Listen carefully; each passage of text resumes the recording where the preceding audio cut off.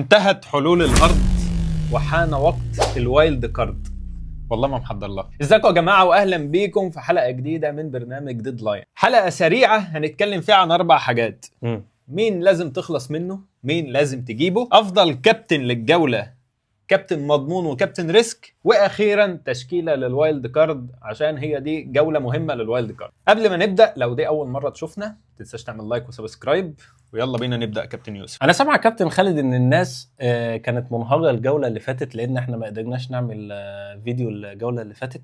حصل المسجات اتبعتت كتير يعني. طبعا، فنحب الاول نعتذر للناس وشكرا على رسائلكم. احنا حاسس ان احنا في تلغرافات، فاهم؟ جاي لك تلغراف عزيزي خالد ساعي البريد ما سابش جدع.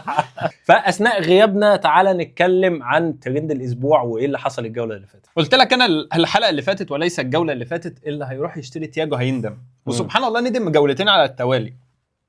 هو ما عملش حاجه الجوله اللي فاتت، ما عملش حاجه لا الجوله اللي فاتت ولا الجوله اللي قبلها اللي قلنا فيها ما نجيبهاش.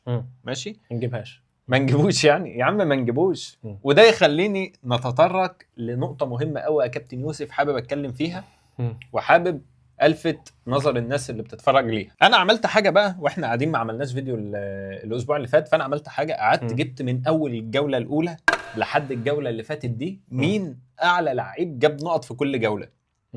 ماشي، واكتشفت حاجه جامده بقى. ولا لعيب احنا النهارده ايه داخلين على الجوله 24، ولا لعيب في ال 23 جوله كان لعيب متوقع ان هو قبل الجوله يجيب نقط اصلا ولا نقط؟ لا، نقط اللي هو يتألق يعني. باستثناء سيمينيو في الجوله اللي جاب فيها جونين وعمل اسيست ومش عارف، طبعا كل ده كان بعد الدقيقه 80. بس كان ماسك فورمه كويسه. وحتى الجوله اللي فان ديفينج فجر فيها الدنيا دي كان كل الناس مع دكه الا انت. فده خلاني استنبط حاجه، وهي ان الموسم ده مش موسم اللي بيفير فيه واللي بيتألق فيه هي اللعيبه الاعلى ملكيه. يا خبر ابيض. فلازم تركيزنا يكون على اللعيبه الديفرنشال. يعني ابيع كتيكي. وخد بالك كمان من النقطه دي عشان مهمه قوي. لو فضلنا كلنا ماسكين في اللعيبه التمبلت هنقعد نطلع مع بعض وننزل مع بعض. طب دي حاجه حلوه. ليه بقى؟ هو انا بلعب عشان افضل قاعد اطلع مع الناس وانزل مع الناس، ولا لازم اختلف؟ انا عايز اختلف. انت عايز تختلف، فعشان تختلف محضرين لك لعيبه حلوه قوي في الفقرات اللي جايه. فقره شوال النقط وفقره الديفرنشالز هيكونوا من اهم الفقرات الحلقه دي. طبعا احنا متعودين اول ما تشوف لعيبه تألقت في الجوله تقوم رايح جايب 2 3 منهم وخلاص، دول بقى اللي ماسكين فورمه. احنا متعودين على كده. انا بقول للناس ماشي. المهم الجوله دي بالذات بقى ما تعملش كده، لان انت لو دخلت شفت الدريم تيم هتلاقي ولا واحد يعني متوقع ان هو يستمر على الفورمه دي. ممكن 2 3 بالكتير قوي، ولكن الجوله اللي فاتت مش مقياس خالص ان انت تبني عليه الجولات اللي جايه. فاستنى معانا شوف الديفرنشالز هيبهروك. ونخش على الفقره الثانيه وفقره المقصله. في الفقره دي هنتكلم عن لعيبه لازم نخلص منهم خلاص ونمشيهم من تشكيلات. انا عندي 3 انجليز هم لازم بجد يمشوا. قولهم كده. فودن، روجرز. هو ده راح فين بس؟ ايه بس انت عملت فودن، روجرز، وده اهو، وده ما عدتوش ليه؟ لا ما هم 3 اهم. انت ال3 من هنا كده. انت ماسوني. فودن، روجرز وجوردون، انتوني جوردون. السيده الشمطاء، انا مسميه السيده الشمطاء لان تحسوا شبه الستات الانجليز الكبار في السن. المجبرين. طب اضيف لك واحد انجليزي. الستات المجبرين الانجليز. اضيف لك واحد انجليزي رابع لازم يمشي. ويلا بقى سيبك من المكتوب. لا ساك ده في الليفل اقل يعني، ده حتى ما يدخلش هنا عشان نمشيه، لا انت تمشيه من الباب. انا شايف في ناس لسه معاها ساك يعني اهو يضرب ساك اهو. اضيف لك من الشعر بيت. انت قلت روجرز، انا اقول لك استون فيلا هجوم كله. دلوقتي انا راجل احب الاحصائيات. استون فيلا الاكس جي بتاعهم 28.3 وهم جايبين 35 جول. فده اوفر بيرفورمانس اللي هم عاملينه دلوقتي. فهتلاقيهم بعد كده بيغرقوا. فانت باشا ما تغرقش معاهم واخلع بروجرز وواتكنز والكلام الجميل ده. طبعا انتم متعودين مني على العقل والحكمه، وان انت ما تعملش تبديل وتمشي حارس مرمى كده من غير وايلد كارد. بس انا بقول لك مشي خلاص بيتروفيتش، وكمان مشي الدفاع بتاع بورنموث.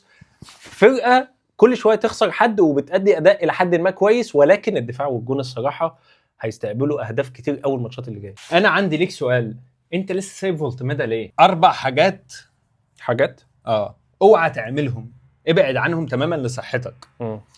لعيبه ساندرلاند واغلبهم طبعا من الدفاع. لاعيبه برينفورد داخلين على 3 ماتشات موت. تياجو مجننك، موت. تياجو شطه. انا بنصح وخلاص. فريمبونج ودفاع ليفربول اللي بجد ما مش عارف هو بيعمل ايه. هتقول عليا مجنون في دي ماشي، ولكن انا بقول لك ان دفاع السيتي الفتره الجايه مش هيعمل كلين شيت. يبقى كده يعني كده. بص اقول لك على حاجه لكل مشاهدينا، احنا عرفنا ان السيتي عندها 5 ماتشات كلين شيت اللي جايين دول، ممكن بعدها يوقعوا، بس ال5 ماتشات اللي جايين دول اتليست ان هم كلين شيت يعني. في الكومنتات كده يا ابني بس بقى خالد اسمه سارة احمد لو في كلين شيت اتعمل للسيتي. ونخش في الفقره الثالثه وفقره شوال النقط. في الفقره دي هنتكلم عن اللعيبه المتوقعين ان هم يجيبوا لك نقط للجوله الجايه. هم المتوقعين، احنا المتوقعين. يبقى المتوقعين. الله على اللغة، الله على اللغة. للجوله ال 1362 بقول لك لازم يبقى معاك جابرييل من ارسنال، بغض النظر عن الاونر شيب وبغض النظر عن اللي حصل في ماتش اليونايتد، ولكن ارسنال عنده رن كويسه جدا وماتشات حلوه قوي. فانت فكر في جابرييل وفكر في رايس وديفرنشال هقوله في الفقره دي ومش مهم بقى على الله تروسار. انا قلت لك ان انت لازم تتخلى عن السيده العجوز الشمطاء من نيوكاسل وهو انتوني جوردون، بس هنجيب الواد الشاب بقى الحليوه اللي هو الجناح اليمين هارفي بارنز. الواد ده خلاص بدا يلعب اساسي كل الماتشات، ممكن هو بيكمل في الملعب اكتر من الشمطاء كمان. هي الشمطاء ما ينفعش تكمل 20 دقيقه اصلا، خلاص لازم تروح تغير طقم الاسنان وكده. تشيلسي عملوا ماتش حلو قوي قدام كريستال بالاس، وكمان هو احسن فريق جدول للفتره الجايه، جدولهم سهل قوي. ف3 لعيبه من تشيلسي ما تخسرش في الوايلد كارد، تشالوبا وانت بقى وذوقك في نص الملعب.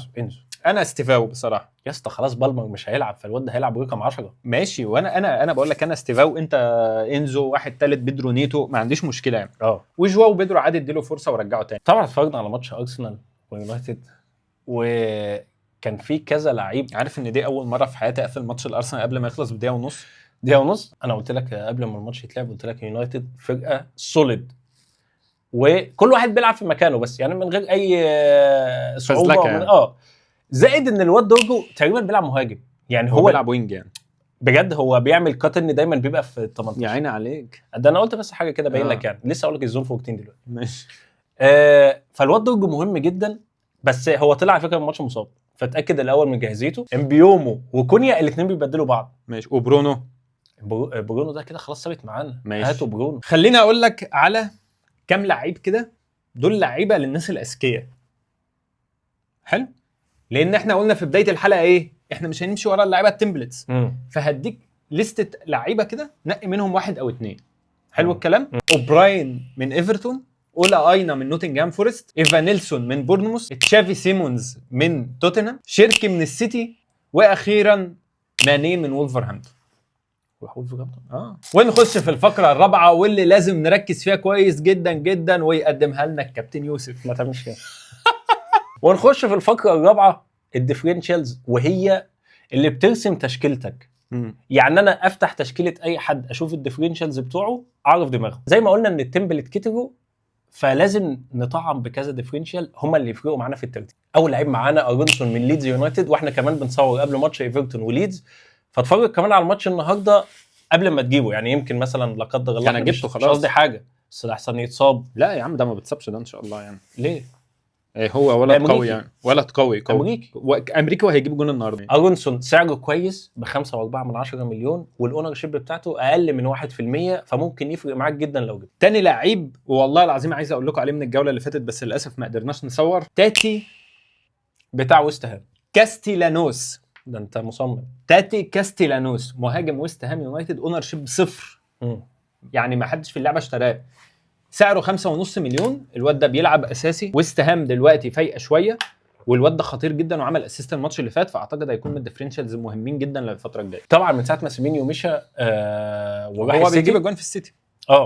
المهم يعني من ساعه ما مشى وسايب مكانه فاضي من بورنموث، ما عملوش اي انتقالات، فاللي بيلعب مكانه دلوقتي هو طبعا بيتبدل، ولكن ممكن بيبدا اكتر. هو كروبي مهاجم، ممكن يفرق معاك جدا، يوفر لك مكان في نص الملعب، وبيلعب اساسي، فممكن تبص عليه. ونخش في الفقره الخامسه وفقره الكابتنه. انا مش عارف بقى لها كام جوله معصلجه كده ليه معنا. لا هو انا بص اللي حصل معايا ده بجد يعني خلاني يأست من موضوع الكابتنه. صح، كابتن الجون بقى خلاص والله العظيم بجد. اصل انا الجوله اللي فاتت قلت انا مش كابتن هالاند، لان انا واثق مليون في المية ان هالاند هيريح.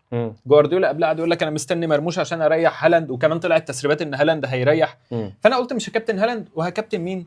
ايكيتيكي. فليفربول تجيب 3 اجوان وايكيتيكي يقعد على الدكه وينزل يجيب نقطه نفس هالاند جونين. ليفربول تجيب جونين وايكيتيكي ينزل من على الدكه يجيب لي نقطه بالكابتنه 2 زي الناس اللي كابتنت هالاند بالظبط. فخلاص بقى، طب ما اسيب الكابتن على هالاند وخلاص بقى. يعني ده انت عايز تقول كده؟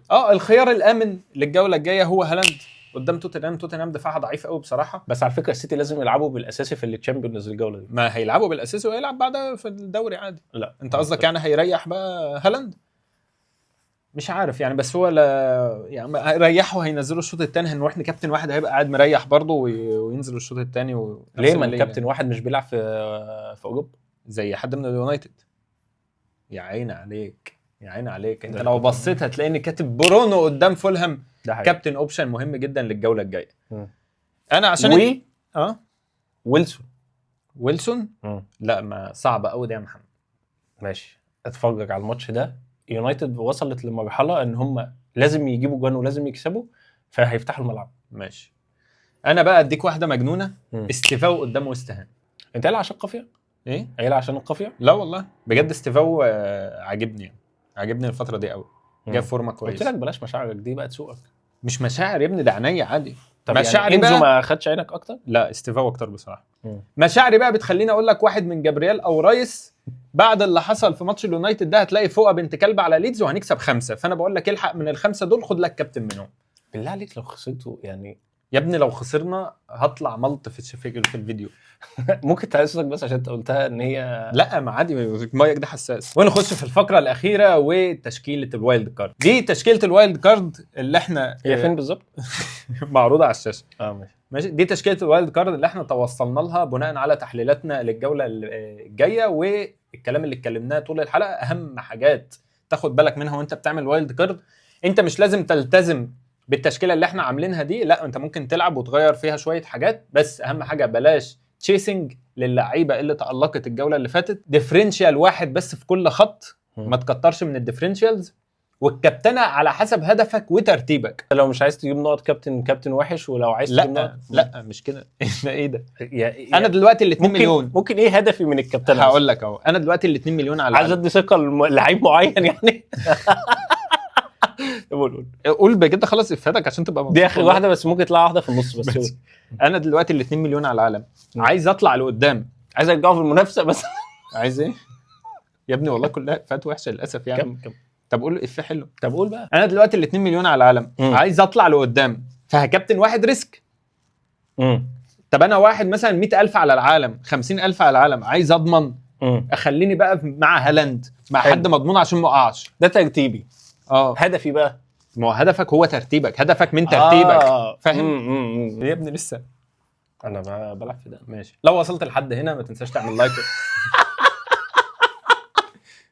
يا انت بتقول لسه قلت في ساعه ونص بس. ماشي. لو وصلت لحد هنا ما تنساش تعمل لايك وسبسكرايب وادعمنا، عشان دعمك هيفرق معانا جدا. اللي هو ادعمنا بقى. ونشوفكم على خير ان شاء الله الجوله الجايه، ويا رب يجيبوا نقط كتير. السلام عليكم.